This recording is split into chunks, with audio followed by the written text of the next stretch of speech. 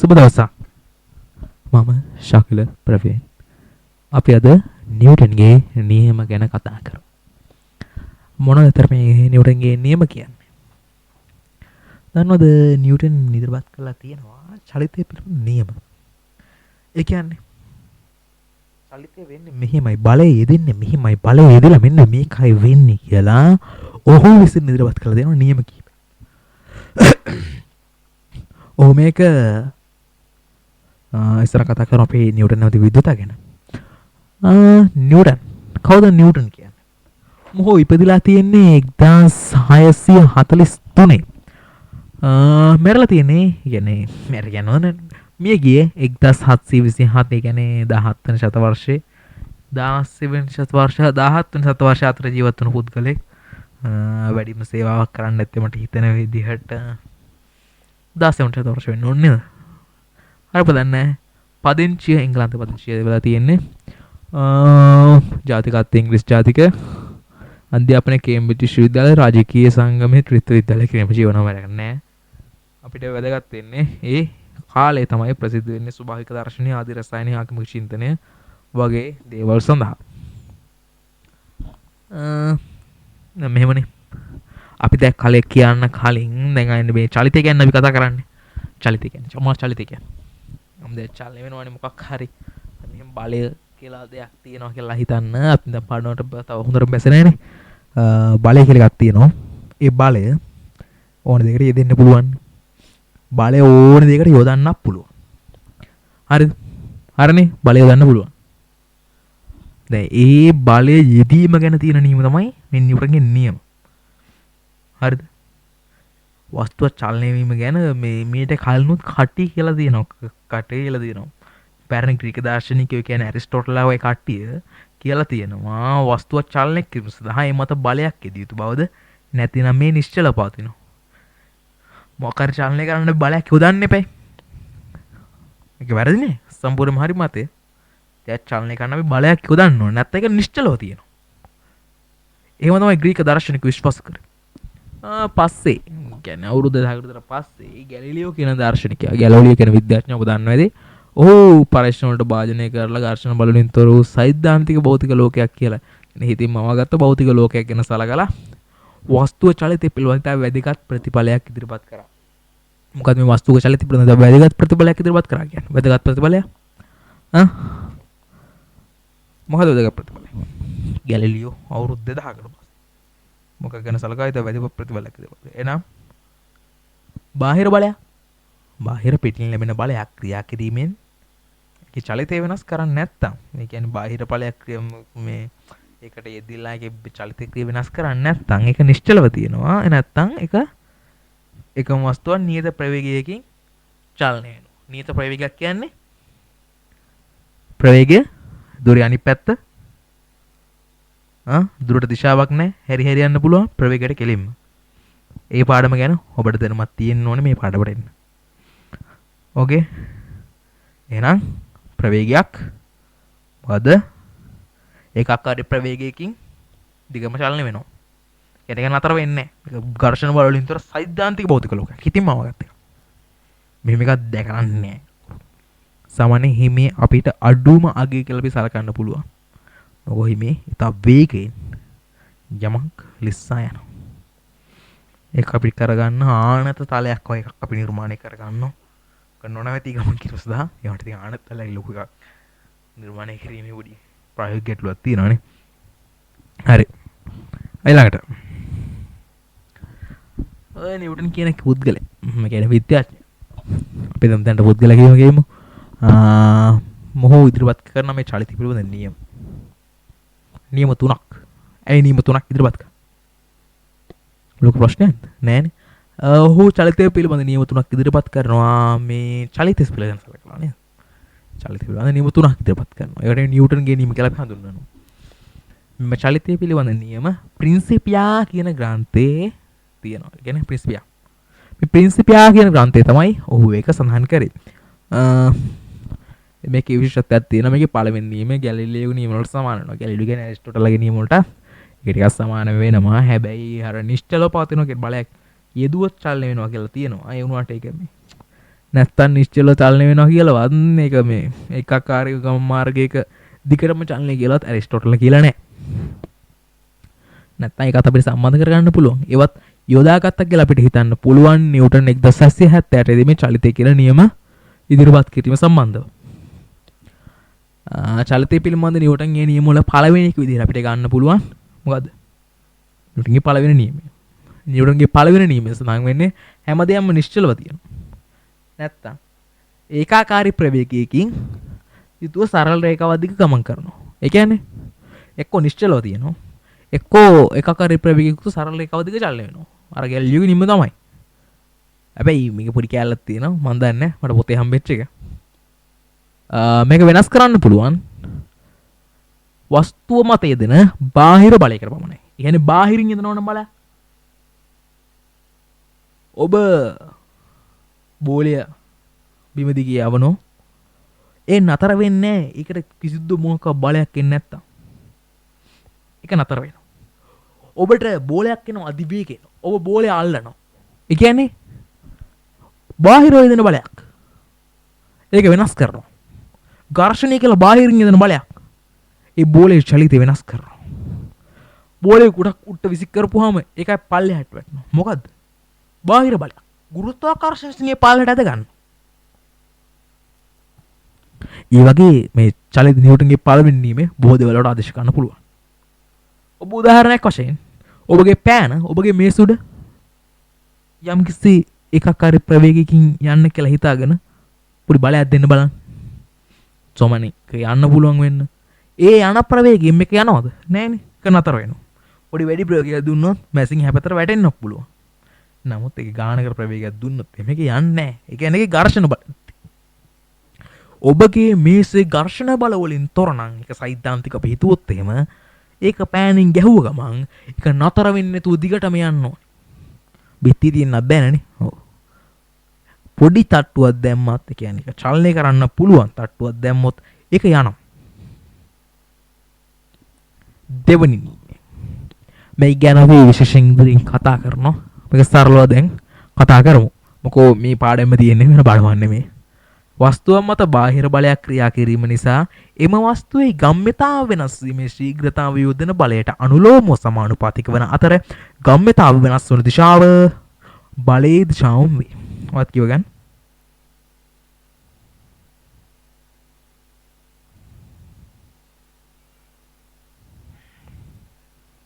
හරනේ වස්තුවක් මත බාහිර බලයක් ක්‍රියා කිරීම නිසා එම වස්තුවේ ගම්‍යතාව වෙනස් වීමේ ශීඝ්‍රතාව යොදන බලයට අනුලෝමව සමානුපාතික වන අතර ගම්‍යතාව වෙනස් වන දිශාව බලයේ දිශාව වේ. වස්තුවක් මත බාහිර බලයක් ක්‍රියා කිරීම නිසා වස්තුවක් මත පිටින් එන බලයක්. වස්තුවක් මත පිටින් බලයක් ක්‍රියා කරනවා. වස්තුවින් බලයක් නෙමෙයිනේ. රොකට් එක ගියත් ඒ රොකට් එකට පිටින් තමයි බලය ක්‍රියාත්මක වෙන්නේ. බාහිර බලයක් ක්‍රියා කිරීම නිසා වස්තුවේ ගම්‍යතාව වෙනස් වීමේ ශීඝ්‍රතාව කියන්නේ මේ ගම්‍යතාව කියන්නේ ස්කන්ධය ගුණ කිරීම ප්‍රවේගය නේද? ස්කන්ධය ගුණ කිරීම ප්‍රවේගය තමයි ගම්‍යතාව. මේ ගම්‍යතාව වෙනස් වීමේ ශීඝ්‍රතාව යොදන බලයට අනුලෝම සමානුපාතිකයි. අනුලෝම ප්‍රතිලෝම ඔබ වෙනම ඉගෙන ගත යුතු ඇත. ඒ පිළිමත වෙනම් පාඩමක් කිරීමට මහා සූදානම් නැත. නේද? අනුලෝම ප්‍රතිලෝම පාඩම ඔබ විසින් ඉගෙන ගන්න. කියන්නේ මේ ගම්‍යතාව, කියන්නේ වස්තුවේ ගම්‍යතාව වෙනස් වීමේ ශීඝ්‍රතාව කියන්නේ ස්කන්ධ ගුණ කිරීම ප්‍රවේගය mv. ස්කන්ධය අපි m කියලා සලකනවා, ප්‍රවේගය v කියලා සලකනවා. එහෙනම් මේ mv වෙනස් කියන්නේ mv ගුණ වෙනස් වීමේ ශීඝ්‍රතාව යොදන බලයට අනුලෝමව සමානුපාතික වෙනවා කියලා කියනවා.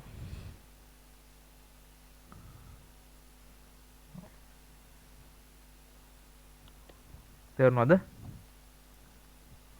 ඉතින් බලයට අනුලෝම සමානුපාතික තියෙනවා ගම්‍යතාව වෙනස් වෙන දිශාව බලයේ දිශාව වෙනවා. මේක අපි කියනවා බලය සමානයි ස්කන්ධ ගුණ කිරීම තොරණය. මෙතන පොඩි අවුලක් ඔබට දැනෙනවා ඇති මොකෝ මේක ප්‍රවේගය මෙතන ප්‍රවේගය නෝන තොරණේ දාලා තියෙන්නේ. පොඩි අවුලක් ඔබට දැනෙනවා. මම හිතන්නේ ඔබගේ ඔබ 10 ශ්‍රේණිය සිසුවෙන් නම් 10 ශ්‍රේණියේ පෙළ පොතේ නිව්ටන්ගේ දෙවෙනි නියමයට දක්වලා තියෙන්නේ වස්තුවක් මත ක්‍රියා කරන අසන්තුලිත බාහිර බලය. ඒ කියන්නේ F If can force බලය වස්තුව මත ක්‍රියා කරන අසන්තුලිත බාහිර බලය එහි ගම්මිතාව වෙනස් වීමේ ශීඝ්‍රතාවට අනුලෝම සමානුපාතික වන අතර ගම්මිතාව වෙනස් වන දිශාව බලයේ දිශාවම වේ. මේකේ මේ ප්‍රතිලෝම අනුලෝම සමානුපාතික වෙනවා. හැබැයි ඔබ එක දෙයක් මතක තියාගන්න. මේක මේ A කියලා එන්නේ තොරණේ කියන්නේ මොකද්ද කියලා මතක තියාගන්න. තොරණේ කියන්නේ මොකද්ද? මොකක්ද තොරණේ කියන්නේ? ඒ සමානයි BU බෙදීම T. ඒ කියන්නේ ප්‍රවේගය බෙදීම ආරම්භක ප්‍රවේගය අවසාන ප්‍රවේගය ආරම්භක ප්‍රවේගයෙන් අඩු කරලා කාලයෙන් බෙදපුවාම අපි ඒක සලකනවා තොරණ ලෙස. හරිනේ? හරි. ඒකින්ද ඒක මැදදී අපි ආදේශ කරගන්නවා. ඒ කියන්නේ තව ටිකක් අපි කතා කරමු. ඊළඟට තුන්වෙනි එක. සරලම නියමය වගේ. හැබැයි වඩා සංකීර්ණයි. මොන සංකීර්ණද නේ? සෑම වස්තුවක් මතම වස්තුව මත ඇතිවන සෑම ක්‍රියාවකටම සමාන වූ ප්‍රතිවිරුද්ධ වූ ප්‍රතික්‍රියාවක් වස්තුව මගින් ඇති කෙරේ. ඔබ බිත්තියට ගැහුවොත් ඔබට රිදෙනවා. ඇයි රිදෙන්නේ?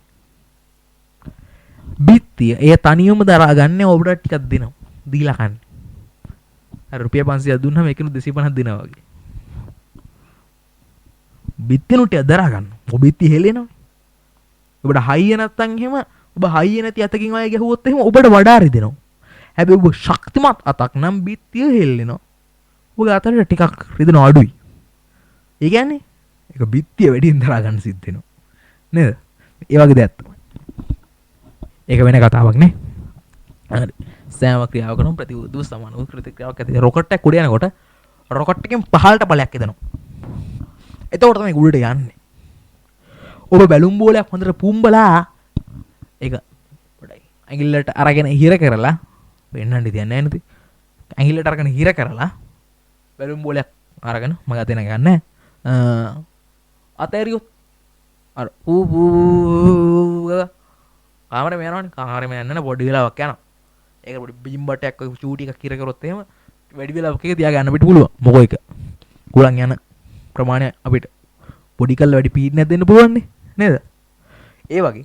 ඒ කියන්නේ ඊකේ පිටපස්සරනේ අපි හුලම් පාර දෙන්නේ. හුලම් පාර පිටපස්සර දෙනකොට ඒක ඉස්සරහට යනවා. ඒ කියන්නේ සෑම ක්‍රියාවකටම සමාන වූ ප්‍රතිවිරුද්ධ ප්‍රතික්‍රියාවක් වස්තුමකින් ඇති කරේ. ඒ ක්‍රියාවට සමානයි ප්‍රතිවිරුද්ධ ප්‍රතික්‍රියාවක් වස්තුමකින් ඇති කරනවා. ඒ කියන්නේ බලය කවදාවත් විනාශ කරන්න බෑ කියනවනේ. බලය විනාශ කරන්න බෑ. බිත්තියට ගැහුවොත් ඒ බලය අපිට එනව නැත්නම් ඒක බිත්තිය දරා ගන්න ඕනේ. ඔබ බිත්තියකට ගහලා බිත්තිය කැඩුණා කියන්නේ ඔබට දැවුණෙවත් නැහැ. ඔබ ශක්තිමත් වැඩි. ඒ කියන්නේ බිත්තිය කැඩෙන්නේ මොකද හේතුව? ඔබ ඒ බලය දරාගත්තේ නැහැ. බිත්තියේ සම්පූර්ණ බලය දරා ගන්න බැරුව කැඩලා ගියා. කැඩිලා ඒක බිම් වැටෙනවනේ. බිම් වැටෙනකොට පොළොවට ශක්තිය බලය ලැබෙනවා. පොළොව පොඩ්ඩක් හෙල්ලිලා ඒකත් අතෙන් තැන් වලට ගිහිල්ලා බලය බෙදිලා ගිහිල්ලා මොකද බලය විනාශ වෙනවා. අපිත් අතින් බලයක් කෙදුවට ඒකත් ශක්ති පරිවර්තනයක් ඇඟ ඇතුළෙන් වෙනවා. ඒක සංකීර්ණ ක්‍රියාවක්. කොහොමත් වෙනින් සෑම ක්‍රියාවකටම සමාන වූ ප්‍රතිවිරුද්ධ ප්‍රතික්‍රියාවක් වස්තුව මගින් ඇති කරනවා කියලා අපිට කියන්න පුළුවන්. මොකද ඔබ අතින් පියාණක් බිම වැටෙනවා. සලාස් කැඩලා යනවා. මොකද සෑම ක්‍රියාවකටම සමාන වූ ප්‍රතික්‍රියාවක් වස්තුව මගින් ඇති කරේ. පිගානට බිම පොළෙන් ඉදුන බලයක් උඩට මොකද පිගානට බලය දාර ගන්න පිගාන කැඩලා ගියා. අනේ අනිච්ච. අර කතාවකුත් තියෙන ඉංග්‍රීසි මොකද? බිත්තරය මොකද මතක නැහැ. හම්ටි ඩම්ටි. හරි. නිව්ටන්ගේ පාලවෙනි නියමය ආයෙත් ඒකටම ආවනේ. කවන්නේ. ඒක තිබ්බිනේ පළවෙනි නියම කියලා එක විතරයි දාලා තිබ්බේ. ඔයාලා රිමයින්ඩ් කරලා බලන්න. හරි. සෑම වස්තුවක්ම නිශ්චල පාති. එසේ නැතහොත් නියත ප්‍රවේගයෙන් යුතු සරල රේඛාවක් දිගේ චලනය වේ. මේ වෙනස් කළ හැක්කේ වස්තුව මත යොදන බාහිර බලයකට පමණයි. එක්කෝ නිශ්චලව තියෙනවා. එක්කෝ ඒකාකාර ප්‍රවේගයකින් සරල රේඛාවක් දිගේ චලනය වෙනවා. බෑ රේඛාවක් කියලා නූලක් ගැට කලවත් නිකන් මේ පෙන්සලකින් ඇදලවත් නැහැ. ඔය යනවා. ඒක හැරෙන්නේ නැහැ. එක දිශාවකට යනවා. නිශ්චිත දිශාව. කියන්නේ බලය යොදන දිශාව. ගුරුත්වාකර්ෂණය නතු වෙන්න ගුරුත්වාකර්ෂණයක් දෙන්න බෑ. ඒ කියන්නේ බාහිර බලයක්. ඒ කියන්නේ බාහිර බලයක් නොයද නැත අක්කල් එක යනවා. ඔය බෝලයක් විසික් කරපුවම බෝලේ පල්ලෙහාට වැටෙනවනේ. ඒ කියන්නේ බාහිර බලයක් එදෙනවා. තේරුණානේ? හරි. ඒතකොට නිව්ටන්ගේ පළවෙනි නියමය ඉවරයි. පොඩි උදාහරණයක් තියෙනවා. මේක බ්‍රයන් ලරාඩි කියලා පුද්ගලයාගේ පාඩමක මගින් සුන්නේ මේ.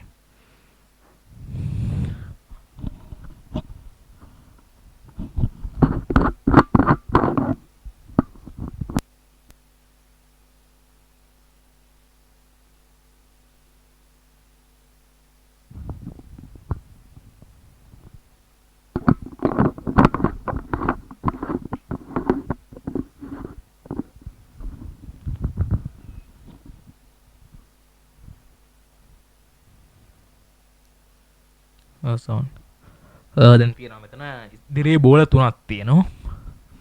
මොකද මේ බලය හැම එකටම එනවා බලන්න ඕක.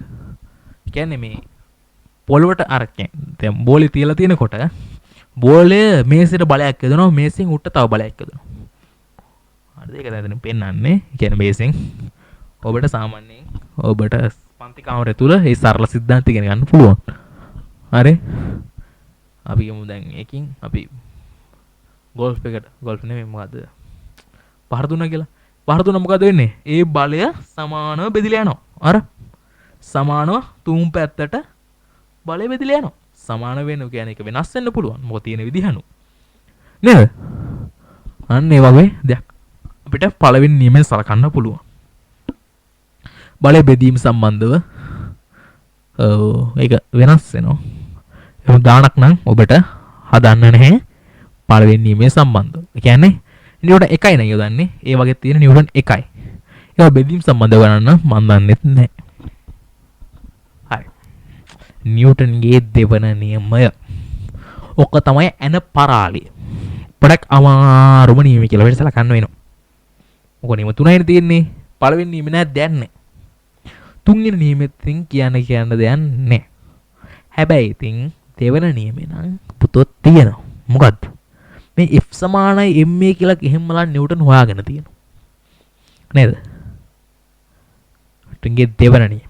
සමීකරණයේ පැමිණීම. ලෝකේස් එක. F සමාන ma සමීකරණය. නේද? නිව්ටන්ගේ දෙවන නියමේ ප්‍රයෝජන. මොකද මේ නිව්ටන්ගේ දෙවන නියමේ තියෙන ප්‍රයෝජන? මේ දෙවන නියමේ තාත්වික බව. ඒක නම් ප්‍රායෝගිකව පරීක්ෂණ වලින් ඔප්පු කරන්න පුළුවන්. ඔය පොත් කියවන්න අන්තර්ජාලය පොඩ ටෙස්ට් චෙක් කරලා බලන්න. ඔබට ඒ වගේ ක්‍රියාකාරකම් හොයාගන්න ඒ තරම් අමාරු වෙන එකක් නැහැ. සමීකරණේ පැමිණි. පොඩි කේස් එකක් තියෙනවා. නේද? සමීකරණේ පැමිණි. හොඳයිනේ. F අනුලෝම සමානුපාතික වෙනවා mv ඍණ mu බෙදීම t. ඒ කියන්නේ මේ මොකද? ගම්මිතා වෙනස් වීමේ ශීඝ්‍රතාවය. ඒ කියන්නේ අවසාන ප්‍රවේගය ආරම්භක ප්‍රවේගය තමයි මේ vu කියන්නේ.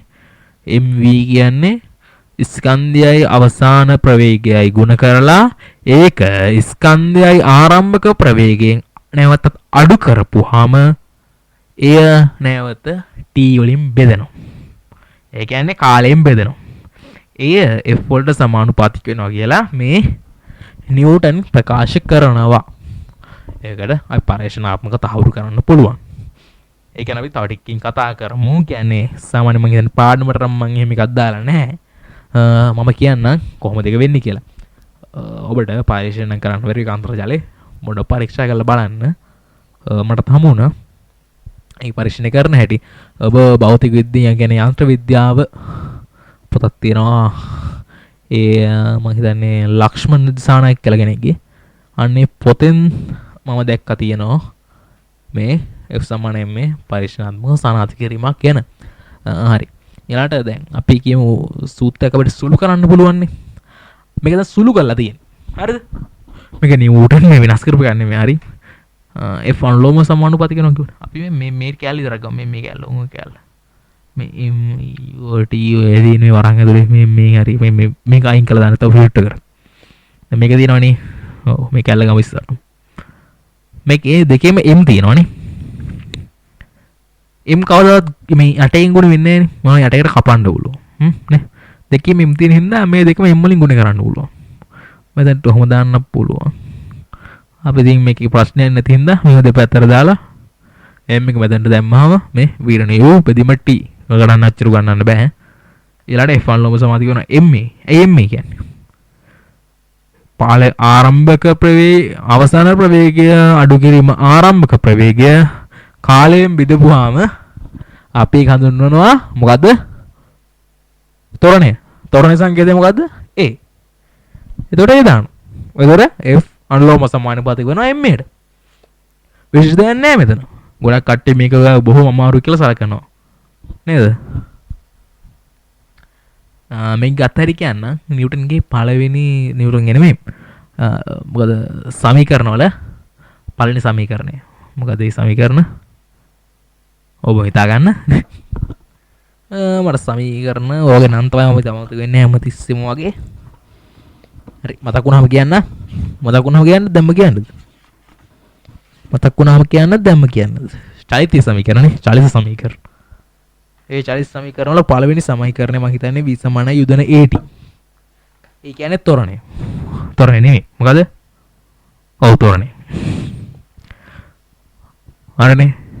දැන් ඒකේ v සමාන යොදන at කියන එකේ ඒ උක්ත කරගන්න අපි මේ පැත්තට ගන්නවනේ. නේද? ඒ මේ පැත්තට ගන්නවා. කියන්නේ මේ a මෙතනට ගන්නවා. ගන්නේ කොහමද? ඉස්සර අපි ගමුකෝ යොදන at. මේක t වලින් බෙදුවොත් මේකේ t නැති කර ගන්න පුළුවන්. උඩ t නැති වෙනවා.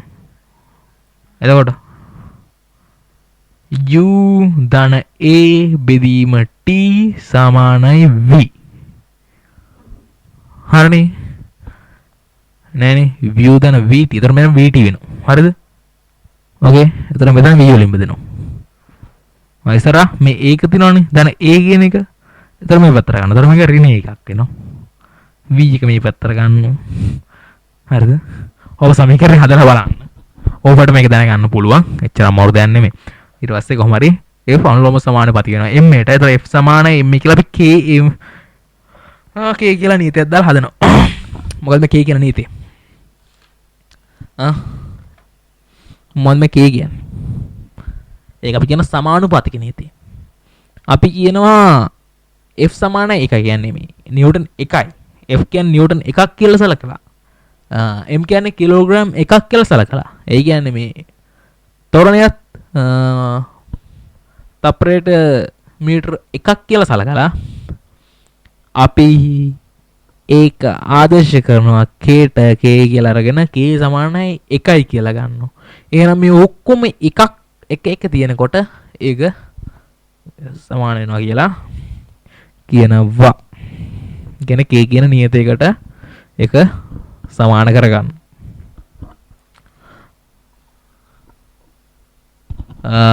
බොඩ මිනිස්සුන් බලන්න. මේකත් බ්‍රයන් ලරාඩිගේ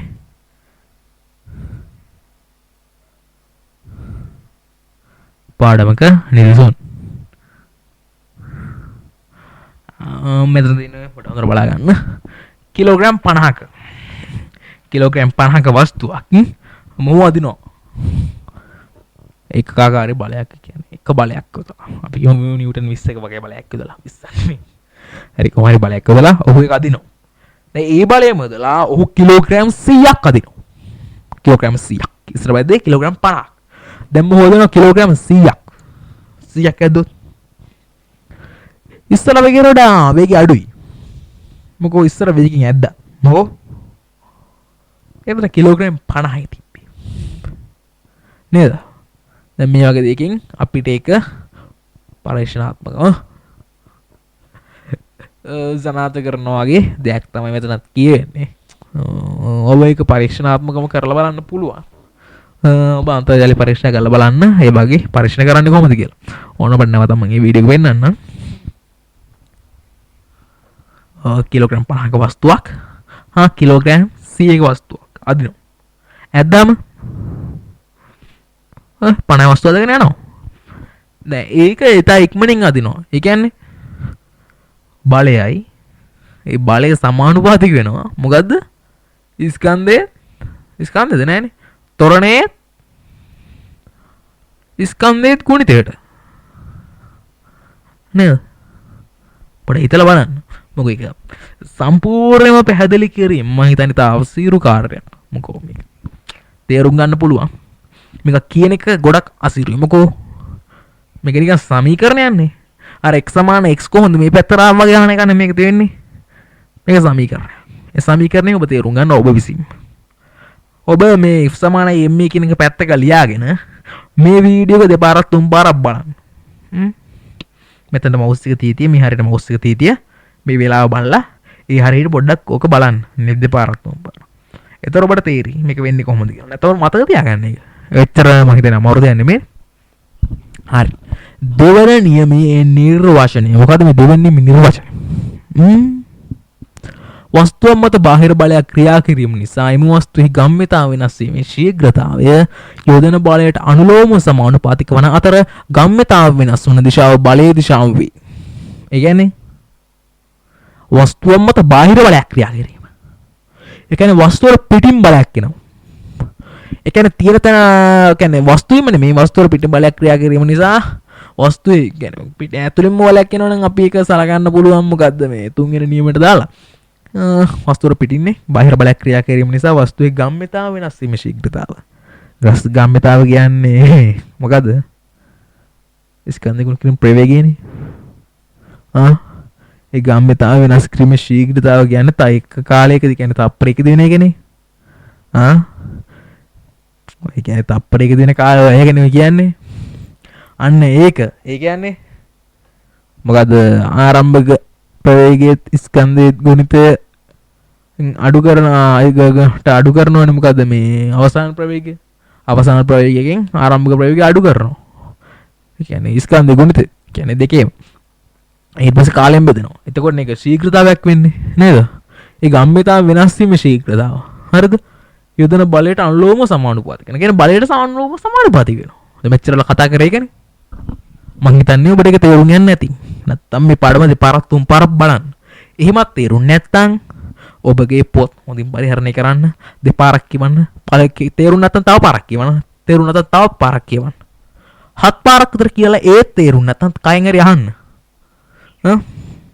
ඒත් තේරුම් නැත්තම් ඒත් කොහොම හරි ගන්න.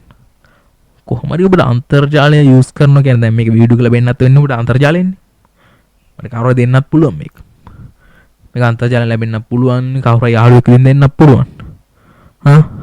ඉතින් මේ වීඩියෝ එක ඔබ පාවිච්චි කරන අන්තර්ජාලයෙන් මේක හොයාගත්තා නම් ඔබට වෙච්චර දෙයක් නෙන්නේ නැහැ මං හිතන්නේ මේ වගේ දෙයක් හොයාගන්න.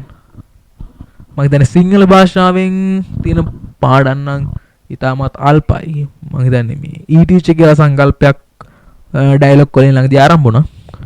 ඒ වගේම මේ ඊටීචර් කියන සංකල්පයත් මුදල් කන වැඩක් කියලා තමයි සලකන්න වෙන්නේ. මොකෝ? එහේ මිලිතාදිකයි. හොඳ ගුරුවරු නම් ඉන්නවා. තාක්ෂ ගුරුවරු ඉන්නවා. කරන්න දෙයක් නැහැ. මිල දරා ගැනීම දුෂ්කරතාවයක් තියෙන්න පුළුවන්. නිව්ටන්ගේ තෙවන නියමය කියන්නේ නිව්ටන්ගේ තුන්වෙනි නියමය. ඊට සරල නියමයක් නේද? ඊටාම ලේසි නියමයක් කියලා අපිට සලකන්න වෙනවා. මොකද්ද? නිව්ටන්ගේ තුන්වෙනි නියමය. නිව්ටන්ගේ තුන්වෙනි නියමය තමයි වෙත් සලකන්නේ. හරි. ඒ කියන්නේ සෑම ක්‍රියාවකටම සමාන වූ ප්‍රතිවිරුද්ධ ක්‍රියාවක් වස්තු මගින් ඇති කෙරේ. බැලුම් බෝලයක් පුම්බල යවුවාම ඒක පුරුරු ගාලා කාමරයක පැත්තකට තව පැත්තකට යන්න ඉඩ තියෙනවා. ලොකු බැලුම් බෝලයක් පොඩි වෙන යන්නේ කියලා එකපාරයි බිත්තියව දෙන්නේ කියලා. බිත්තිය වදින්නෙත් නෑ භාගයක් ගිහලා ඩබක් ගාලා ගන්න බීම. පොඩි කාමරයක මං කියුවේ මීටරයක් දිග මීටරයක් පළ මීටරයක් උස. කවුද දැන් ඇතුලේ ඉන්නේ? හරි කමන්න. පොඩි එක්ක දාන ඇතුලට බැලුම් පිම්මේ තරංගයට. කියන්නේ සමාන වූ ප්‍රතික්‍රියාව සමාන වූ ප්‍රතිවිරුද්ධ ප්‍රතික්‍රියාවක් වස්තු මගින් ඇති කරනවා. කියන්නේ වස්තු මගින් හැම ක්‍රියාවකටම සමාන වූ ප්‍රතික්‍රියාව ක්‍රියාවක් වස්තු මගින් ඇති කරනවා. අපි කතා කරන්නේ ඔබ කුළු ගෙඩියකින් ඔබ යමකුගේ ඔළුවට පහර දෙනවා. කුළු ගෙඩියට එච්චර බලයක් එන්නේ නැහැ. මොකෝ බලේ වැඩි යන්නේ ඔළුවට. ඒ කියන්නේ ඔළුව කුඩු වෙනවා. සරල උදාහරණයක්. සරල නෑ අපිට සංකීර්ණයි. බලමු බෝලෙ උදාහරණයක් ගන්න පුළුවන්. නැත්තම් ඔබ යනකොට කාකේරෙන් හැප්පෙනවා. එයාත් ඉසිනවා ඔබත් ඉසිනවා. හැබැයි ඔබ පොඩ්ඩක් ඩම්මෙන් දැන් හිටියනම් එයා විතරක් ඉසිනවා. මොකෝ ඔබ ශක්තියක් ඇඟට අරන් ඉන්න එක දරා ගන්න පුළුවන් වෙන. හැබැයි අර ටික දරා ගන්න බැරි වෙන්නේ විසිනවා. දැන් ඒ වගේ දේවල් අපිට සලකන්න වෙනවා. උඩින් තේවන්න නියමයි. කියන්නේ තුන් වෙන නියමයි.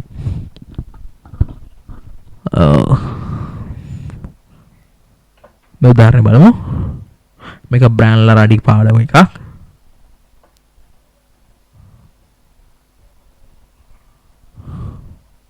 මේ තියෙන රොකට්ටුවක්. අබ්බේ වචන රොකට්ටුව. රොකට්ටුවට පහළට බලයක් යොදලා තමයි ඉහළට යන්නේ. අර විශාල බලයක් යොදනවා පල්ලෙහාට. මොකෝ ඒක ඉහළට යන්න ඕනේ නේද? බැලුම් බෝලෙන් වැඩි හුලම් පාරක් පිටතට විද්‍යුත් එකට වැඩි වේගයකින් යන්න පුළුවන්. දැන් මේවා එකට යන්න පටන් ගත්තාම මේ පෘථුවිය තුල විතරයි මේ ගුරුත්වාකර්ෂණ බලයක්, ඝර්ෂණ බලයක් මේ ඔක්කොම තියෙන්නේ. වායු ගෝලී ඝර්ෂණ බල ඔක්කොම තියෙන්නේ. අභ්‍යවකාශයට ගියාට පස්සේ ඝර්ෂණ බල ඉතා අඩුයි. මොකෝ මේ ග්‍රහලෝක මගින් හැද ගැනීම සූර්යයාමගින් ග්‍රහණය කර ගැනීම ඉතා අඩුයි. චන්ද්‍රයක හැම තියෙන පෘථුවියට කක්ෂගත කරලා. ඒ කියන්නේ පෘථුවිය චුම්බක රේඛා වලට තියලා. ඊවට ඔය චෙක් කරලා බලලා තියෙන ඇතිනේ. අන්න ඒ විදිහට. ඉතින් එහෙම බලවොත් එහෙම ඒවත් මේ නිසි විදිහට يعني පොළොවට බලයක් යොදලා ඒක උඩට යනවා. ඒක උඩට ගියාට පස්සේ මම හිතන්නේ වැඩි බලයක් ඕනේ නැහැ. මේ විශාල බලයක් ඕනේ. ওই තරම් බලයක් ඕනේ මේ අභ්‍යවකාශිත ක්‍රියාකාරී වෙන්න. පොඩි බලයක් ඇති. මම හිතන්නේ ඔක යන බලයෙන්ම අභ්‍යවකාශිත ක්‍රියාකාරී වෙන්න පුළුවන් ඕකට. මොකෝ? ඒක අකරප්‍රක කියනවා. මම හිතන්නේ ඒක හරවන්න තව විශේෂ බලයක් යදන්න වෙනවා. මොකද මේ මොකද සාමාන්‍ය යන බලයට වඩා ඔතන යන බලය නෙමෙයි. එතන හරව ගන්න. නේද? ඒවට ඉතින් පෘථිවියෙන් ගොඩක් දුරක් යනකම් පෘථිවියේ බලයක් තියෙනවා. හතරක් ගොත් එම හන්දේ චුම්බක බලයට අපි යහුව වෙනවනේ. හරි. ෆ්‍රිකුවා. මොකද නම් ෆ්‍රිකුවා මේක මේ පාඩම් මාලාව කියන්නේ පාඩම් මාලාව නෙමෙයි.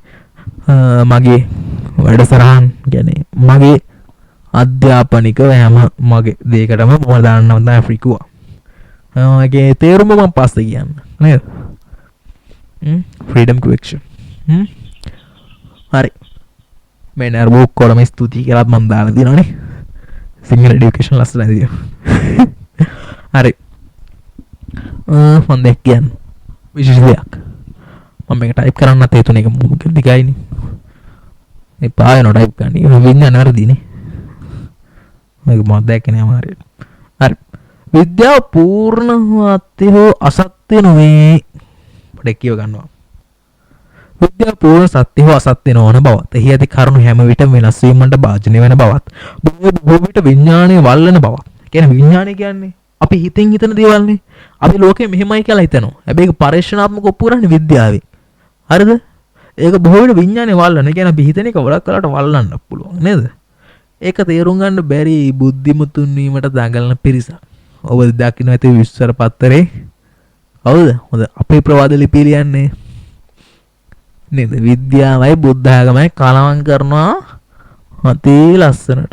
බුද්ධ ආගම කලවම් කරනවා හිටපු ගමන් මිනිහා හිතාගෙන ඉන්නේ මොකද්ද? විඥාණය තමයි ලොකු මේ විද්‍යාවට වඩා කියලා. විද්‍යාවේ හො කියන දේවල් එක බලපුවම ඕක දවසක් කියලා දෙනවා මම හිතන්නේ මේ ගුරුත්වාකර්ෂණ තැනින්දට වෙනස් වෙනවා තමයි සාපේක්ෂව ගන්න මේවා. මේකට සාපේක්ෂව මේකට සාපේක්ෂව මේක. නේද? ඔන්න එක තර්ක කරන්න යන්න බෑ. මොකොන් හොගේ දැනුම වැඩි. ඒවට දෙයක් කියන්න වෙනවා. දැන් ඔය වගේ පෝක නෙමෙයි සමහර කට්ටිය ඉන්නවා මේ බටහිර විද්‍යාව මේ හොදන් කියන්නේ. මොහු කරන්නේ බටහිර විද්‍යාව මේ විඥාණයට ගලපනවා. විඥාණයට ගලපලා කියනවා මේ බටහිර විද්‍යාව වැරදි විඥාණය නිවැරදි කියලා. කියන්නේ විඥානේ සමහර කොටස් සම්පූර්ණ විඥානය නෙමෙයි හොගන්නේ.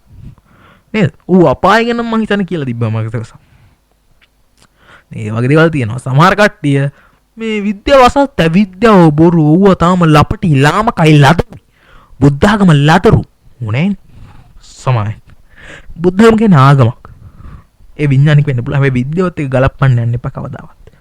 ඔබ ශිෂ්‍යෙක් විදිහට ජීවිතය අනා ගන්න පුළුවන් මොහොතක්. ඒක සංවිධානාත්මක නෑ. වැරදිලා මට බුද්ධාගම වචන කියුණේ එක් ගාව ගන්න එපා. මොකෝ සංස්කෘතිකව බැඳලා තියෙන එක බැම්මක් තමයි මේ බුද්ධාගම මම හිතන්නේ. ඔබ ක්‍රිස්තියානි වෙන්න පුළුවන්. මුස්ලිම් වෙන්නත් පුළුවන්. ඒක මට ප්‍රශ්නයක් නැහැ. මට ආගම් ભેදයක් නැහැ. මට ජාති ભેදිකුත් නැහැ. ආගම් ජාති කියලා එකක් වචන දෙයක්වත් ඕනෙත් නැහැ. හැබැයි මම සමානාත්මතාවය අගය කරනවා. මේ සමානාත්මතාවය තියෙනවා අපේ මිනිස්සු නේද? අපිට සතුන්ට සමානාත්මතාවය දෙන්න ඉල්ලන්නේ. එතකොට දැන් මේ විද්‍යාවයි විඥානයයි එක කලවම් කරගෙන පිස්සු කියන කට්ටිය මේ විද්‍යාව වඩා වැරදි මේ විඥානය හොඳයි කියන පිස්සු කෙල්ල මේ බුද්ධිමතුන්යයි කියන්න දාගන්න කට්ටියකුත් ඉන්නවා නේද? විද්‍යාව තමයි අපට විද්‍යාව මොනවද දන්නේ කියලා දිවසින් දැකලා කිව්වේ මොකද ලෝකයේ මැව්වේ නෝවාගේ නැවුණා ඒකේ සත්තු එච්චර දාන්න බෑ කියලා උනම් මට තාර්කිකව ඔප්පු කරන්න පුළුවන්. මම හිතන්නේ ඔබත් දන්නවද? එච්චර සත්තු ප්‍රමාණයක් එකට දාන්න බෑ කියලා. එහෙම ගත්තොත් එimhe විඥානයයි විද්‍යාවයි කලප්ත ගත්ත කොට කට්ටිය ඉන්නවා. හැබැයි ඔබ ශිෂ්‍යෙක් විදියට විද්‍යාවයි විඥානයයි වෙනම ඉගෙන ගන්න විඥානවාදී ආගම විශේෂයෙන්ම මොකද විඥානවාදී ආගම් වලින් ඔබ විඥානය ගන්න එපා. ඔබ පෙර ආත්මයන් පසු ආත්මයන් විශ්වාස කරන්න එපා. ඔබ විශ්වාස කරන්න පුළුවන් එකම දේ මොකද? ඒක තියෙන චරිතවත් බව සංස්කෘතිය. ඔබේ සංස්කෘතිය ගන්න.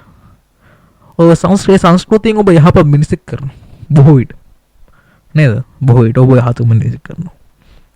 වැඩි ක්‍රියාවලට ගොඩක් කලකට ආගමික අපි යොමු කරන්නේ නැහැ. විද්‍යාවකින් මිනිහෙක් හොඳ කරන්න බෑ. තාර්කික චින්තනයක් කරන්න විතරයි පුළුවන්. හොඳ කරන්න ඉතාම අමාරුයි. මොකද විද්‍යාව කියන්නේ සෙල්ලම් බඩුවක් නෙමෙයි. ඒක හැම වෙලාවෙම වෙනස් වෙනවා. ඒකට ආගමක් වෙනස් වෙන්නේ නැහනේ. ඒකේ මූලික ග්‍රන්ථය තමයි හැමතිස්සෙම තියෙන්නේ. වෙනස් කරන්න ගියොත් ඔහුට මේක වෙනවා. කොහොමද මූලික ග්‍රන්ථය තමයි ආගමක කියලා අපි හඳුන්වන්න පුළුවන්. මොකද ආගම වෙනස් වෙනවා කියලා අපි කවදාවත් කියන්නේ නැහනේ. වෙනස් වෙනවා. වෙනස් වෙන්නේ නැහැ නෙමෙයි. ඔය ඉතින් අපිට වැඩි කතා කරන්න අවශ්‍ය නැහැ. එහෙනම් ඔබ සුවහමට ස්තුතියි. මට ආධාරයක් යම කරන්න ඕන. 077 රීලෝඩ් එකක් දාන්න. හරි. ඒකට කෝල් ගන්න එපා ඩොංගලේ තියෙන්නේ. එහෙනම් ඔබ සමට සුබ දවසක් කියමින් මම නිහඬ වෙනවා.